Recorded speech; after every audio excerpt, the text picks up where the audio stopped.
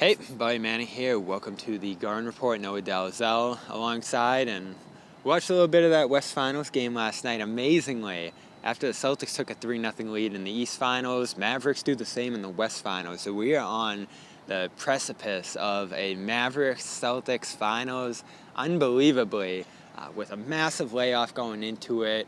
Certainly an interesting development in that game last night. Dereck Lively going down, who would be a big part in that series, the rookie center for Dallas. Kristaps Porzingis still up for the Celtics tonight in Game 4, which is something to watch going into a potential final series between these two teams as well. But it's worth talking about at this point. Does Dallas scare you? Absolutely. I think Dallas should scare anybody that's been paying attention to the last 3 rounds of this playoffs. Any team headlined by Luka and Kyrie, who are both playing really well right now, is a threat. And I think, we've seen them both. We've seen Dallas win this postseason, even when one of them is having a bad game. And that's what makes them a real team right now, not just a team that might win a couple playoff games, but a team that's actually going to the finals. But yeah, if Luka has one of those series that we've seen him have over the years, or if Kyrie's playing like prime Kyrie, like this could be a real series. There are certainly elements that make it scary, especially, my rule, if the best player in the series is on your team, you're probably going to win. And that's Luka going into this. He's got the passing. He's got the ability to get a shot off better than Tatum. I think there's certain advantages Tatum has there. But overall, I think everybody's picking Luka over Tatum. I don't think everybody. I don't think it's definitive like that. I think it's pretty close. I think there's certainly games where Tatum could be better. And again, Luka's weakness with the defense. Tatum, not as good of a passer as Luka. Luka, I think, just gets everybody more involved. But I think Luka just has the greater ability to take over a game than Tatum does right now. So I think best player in this series is Luka, but do the Celtics have a more rounded team? Is that what matters now? I think that's going to be the interesting thing to watch. Regardless how you feel about that, Kyrie, Luka are two guys that can match or exceed Brown and Tatum's greatness, which is, I guess, what makes Dallas scary here, if anything. Yeah, I mean, it can go either direction. I'll just say that. And I do think that because we cover Tatum and we see him all the time, we also see the struggles. Luka's been really inefficient for large stretches of this postseason. So there's always that. You don't know how he's going to perform, if he's going to be at full strength, or if he's going to be, he's nursing that knee injury as well. But certainly there's few duos that I think can contend with Jalen and Jason, and the Mavs have one of them. Yeah. And so that's really what matters. And also they have role players that have really stepped up their game in recent weeks. Guys that maybe 6 months ago we wouldn't think would be big factors in a finals run, but have certainly solidified themselves as such. Yeah, and that's where I'm going to go next. That front court is imposing. The pick and roll ability of Dallas is devastating. They can just get those lobs up if you're going to stay up on Luka and Kyrie, and if you don't, they're just going to pull up and step in the threes like they've done in this series. And just devastating, tough stuff from that team in crunch time there. The Lively thing would hurt them a little bit, but right now, you still look at Dallas and say they have the front court advantage right there, especially without Kristaps Porzingis, who, yes, long layoff going into the series, out tonight, but you do wonder where he's at. Will he be ready at that point? I would guess yes, but if he's not, that's where I'd start to get worried about this series, because I don't know if the depth Boston has at the 5, as we've seen at times in this series and the last, can stand up to what Lively does physically in there and on the boards, what Gafford is able to do defensively in the paint. Can you counteract that with Horford? You're going to need a ton of Horford if Porzingis isn't available. So that's where I'd become a little worried with that series, would be the front court advantage that Dallas has. Yeah, the one thing I'll say is that the finals is scheduled more spaced out, right? So these last 2 rounds, it's been every other night. There hasn't been one 2-day break between games, both in the semifinals and the conference finals. And we all know that Al really benefits when he has an extra day off. His stats hold up during the regular season.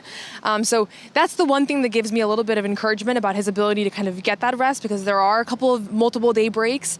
But yeah, certainly I think the Mavs have a front court advantage. I mean, Luke's dealing with the wrist sprain right now. I don't know if that's going to be a long-term thing. Maybe we'll see him tonight. But in either way, I think there's a physicality and there's a lob threat that they're going to have to address. And even if Porzingis comes back, which, I think I could see it going either direction right now, it's certainly going to be tough for him to go from having not been able to play at all to now you're playing finals basketball against the Mavs team that's feeling confident and against players that are really kind of playing the best basketball of their career, a lot of them. To that point, here's Derek White yesterday talking about what it would be like to integrate Porzingis when the time comes. Yeah, he's just going to come in and do what he does. I think we've had a lot of time with him on the court, and so I don't think it'll be that big of an adjustment for when he comes back, and he's just going to come and just bring that extra layer that we don't have without him. So we're all looking forward to it, but when he comes back, we're going to be ready to go. So I do worry about this series much more if he's not ready to go. And you mentioned it there. White's not worried about it, but there is an integration process. They'll have practice time. They'll have, the whole week leading up to it to do that, which helps. But it will be a process, I think, just getting his feet under him in playoff speed. The worry is if he's not out there at all. I think at that point, you actually do worry about this series going 6-7 and Boston even losing at that point. I think they need him to win this championship series against Dallas. I don't think they need him. I think they'll certainly benefit from him, and they're a better team when he's playing his best. But I think they have enough without him. Absolutely. I mean, if you look at this team throughout these last, they're 11-2 in the playoffs. They have the best point differential.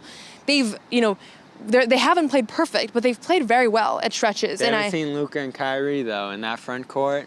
Yeah, I think it's going to be a very competitive series. I've seen people say Celtics in 5, Celtics in 4. I don't think those are good predictions. I think this is going to be a long series, 6 or 7 games, but there's no reason to think that the Celtics can't do it without Porzingis when they've been doing it for 3 rounds now, and also without him all year they were really good.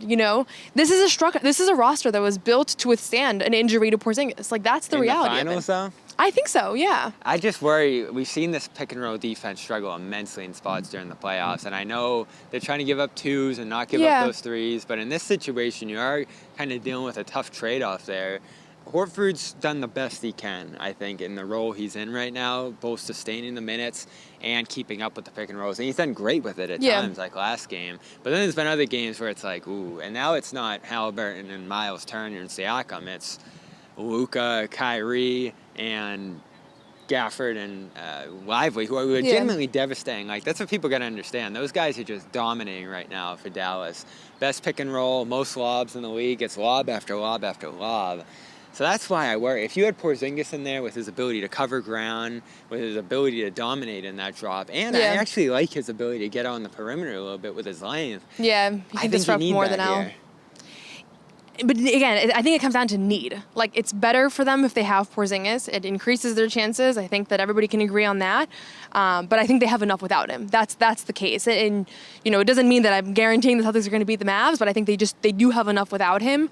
And again, also, we're thinking about like peak Porzingis right now. Porzingis when he's in a rhythm where he's been playing basketball for the last few weeks. If he's coming, game 1 of the finals could be his first game back, in 6 weeks at that point, right? So there's going to be a lot of getting his win back. I don't know if we're going to be able to see him play starter minutes. So at that point, we're talking about a different Porzingis than maybe the one that we're anticipating right now as one of the league's most elite rim protectors. Certainly, I think you take what you can get, but I think that there's also a question around like how do you throw him into a team that's been playing really well. There's not a lot of precedent for someone coming back in their first game back in a run is game 1 of the finals. Yeah, because it's similar to Hayward in a way when he came back in that 2020 run, of course with an ankle. So we'll see what happens with him. He's out tonight. There's going to be no update. We don't have to say there might be an update. There isn't going to be. Pritchard, did you see what Pritchard told Abby?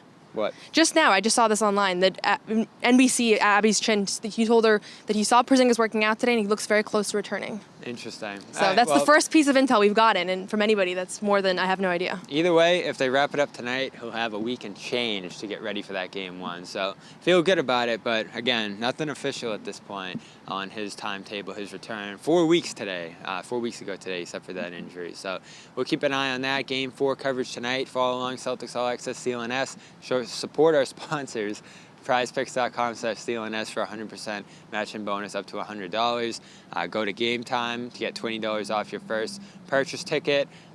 Terms apply over there. Use the code CLNS. And check out PXG, pxg.com/Garden Report. Use the code Garden Report for a discount on hats, tees, polos, whatever you need for the course out there. So go check them out as well. She's Noa Dalzell. I'm Bobby Manning. Stay tuned for more coverage leading up to the NBA Finals and this East Series that looks on the verge of finishing up here in Indianapolis. Subscribe, and we'll talk to you later tonight.